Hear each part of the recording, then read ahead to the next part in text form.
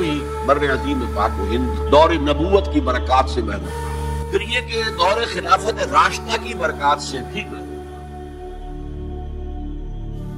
یہاں اسلام کسی قابل ذکر حیثیت میں آیا ہے دور بنی امیہ، وہ بھی کسی دعوت و تبلیغ کے مثبت مقصد کے لیے نہیں، بلکہ ایک انتقام اور بدلے کے لیے کہ کچھ مسلمان تاجروں کا ایک بحری قافلہ جو سرندیپ سے لنکا سے جا رہا تھا عرب کی طرف، اسے یہاں کراچی کے قریب اسے یہاں کے سندھی ڈاکوؤں نے لوٹ لیا۔ اس پر مطالبہ آیا اسلامی مسلمان حکومت کی طرف سے، وہ ملوکیت تھی، اب وہ اسلامی حکومت عثمانی میں نہیں رہی تھی، عثمانی میں کہ خلافت راشدہ اسلامی حکومت، یہ جو قیدی ہے تمہارے پاس رہا کرو اور کمپنسیٹ کرو جو بھی نقصان یہاں ان مسلمان تاجروں کا ہوا ہے۔ جب اس کے جواب میں بالکل منفی رد عمل موصول ہوا تو پھر چڑھائی کا فیصلہ کیا گویا کہ یہ ایک سزا دینے کی۔ اور اس وقت جو اسلام یہاں آیا تھا اس کے کریکٹرز اس اسلام سے کچھ مختلف تھے جو بعد میں یہاں آیا۔ وہ اسلام جو محمد ابن قاسم کی سرکردگی میں سندھ میں آیا اور سندھ سے آگے بڑھ کر ملتان بلکہ موجودہ پاکستان کے تقریباً پورے نصف علاقے تک پہنچ گیا تھا، فٹ ہلز آف کشمیر تک، یہ اسلام خالص عربی اسلام تھا۔ ملوکیت تو آ گئی تھی لیکن بدویت اور عربیت جو ہے اس کی چھاپ اس پر ابھی گہری تھی۔ اور اس اسلام میں نہ ابھی فرقے تھے، نہ مسلک تھے، نہ حنفی، نہ مالکی، نہ شافعی، نہ حنبلی، نہ عقائد کے بارے میں بحثیں شروع ہوئی تھی، علم کلام کی بحثیں ہوئی تھی، نہ ابھی یونانی فلسفے اور منطق کا حملہ ہوا تھا، ابھی کچھ نہیں تھا، سادہ اسلام۔ اسلام اپنی اصل سادگی پر برقرار تھا،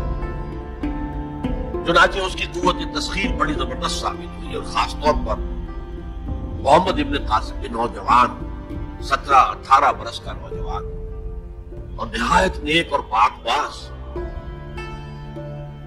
سندھ کے ہندوؤں نے، جو اپنے ایک روایت ہے کہ اس طرح کا آدمی تو کوئی اوتار ہی ہو سکتا ہے، فارسی میں بھی کہا جاتا ہے کہ در جوانی توبہ کردن شیوہ پیغمبری است، جوانی کے اس عمر میں بھی کوئی شخص پاک زندگی گزار رہا ہو، یہ تو پیغمبروں کا طریقہ ہے۔ اور ہندوستان میں تصور پیغمبروں کا نہیں تھا، اوتاروں کا تھا، تو اسے بھی ایک اوتار سمجھ کر اس کی مورتیاں تراش کر مندروں میں رکھ لی گئی اور ان کو پوجا کیا گیا۔ یہی چیز اس کے لیے خطرے کا سبب بن گئی، کیونکہ اب بیک ہوم اسلام کا جو اصل گھر تھا عرب، اس میں ملوکیت آ چکی تھی،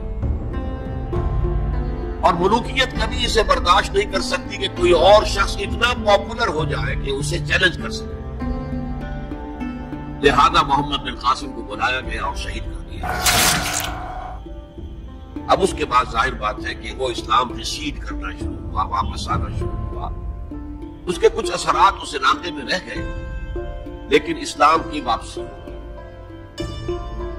یہ اسلام کا پہلا ورود تھا